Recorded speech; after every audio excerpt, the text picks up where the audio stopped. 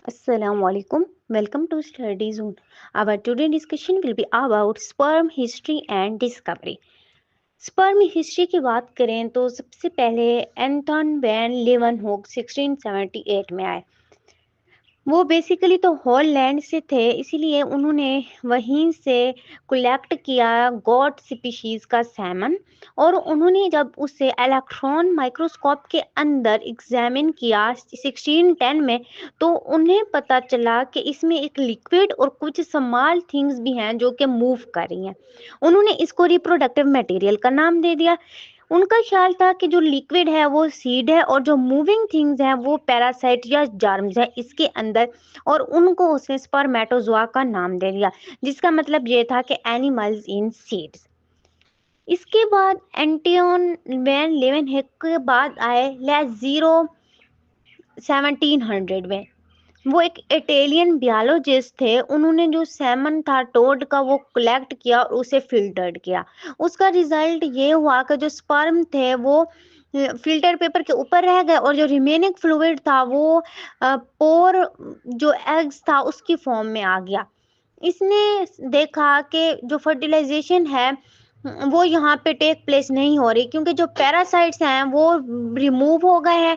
और इसमें एक और इम्पोर्टेंट थिंग ये थी कि जो पैरासाइट्स हैं वो उसके साथ मूव कर रहे हैं, इसीलिए फर्टिलाइजेशन जो है वो टेक प्लेस नहीं हो रही। इनके बाद आए प्रीवोस्ट और डुमस 1824 में। ये दोनों स्टेटिशियंस थे। इन्होंने जब सर्वे किया कलेक्ट इंफॉर्मेशन के लिए, तो इन्होंने देखा कि इंफॉर्मेशन जो है वो इनके पास ये कलेक्ट हुई कि जितने भी पैरासाइट हैं वो हर एनिमल बॉडी के अंदर प्रेजेंट है और रिप्रोडक्शन के लिए कैपेबल हैं। और ये जो पैरासाइट्स हैं ये ना सिर्फ यंग वंस में प्रेजेंट है, बल्कि किड्स में या ओल्ड में भी इनकी जो रेशियोज है मैच्योर वन सारा कुछ जो है वो डिफरेंट तरीके से देखने को मिली। इन्होंने ये भी बताया कि जो नंबर ऑफ स्पर्मेटोजोआ है वो डायरेक्टली प्रोपोर्शन होते हैं फ्यूकिडेंटी के, यानी एबिलिटी ऑफ रिप्रोडक्शन के।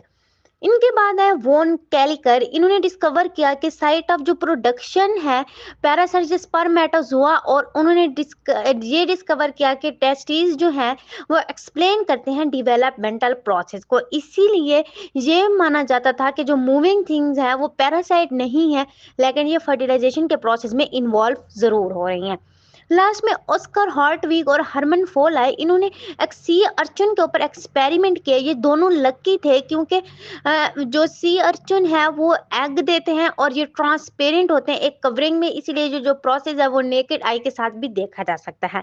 और जो इनके एग्स हैं वो लार्ज थे और एक्सटर्नल फर्टिलाइजेशन इनका करेक्टरिस्टिक्स था, इसीलिए जो एक्सपेरिमेंट है वो परफॉर्म किया गया और ऑब्जर्व किया गया कि जो स्पर्म्स हैं वो एग की तरफ मूव करते हैं और एक सर्टेन थिंग्स जो है एग के अंदर प्रेजेंट होती हैं। इसीलिए इन्होंने डिवेलपमेंटल जो प्रोसेस है उसको एक्सप्लेन किया और डिमॉन्स्ट्रेट भी किया in other front of others. तो ये थोड़ा सा टॉपिक था sperm history and discovery.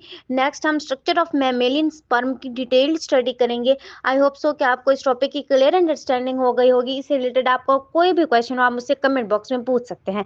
Thanks for watching my lecture.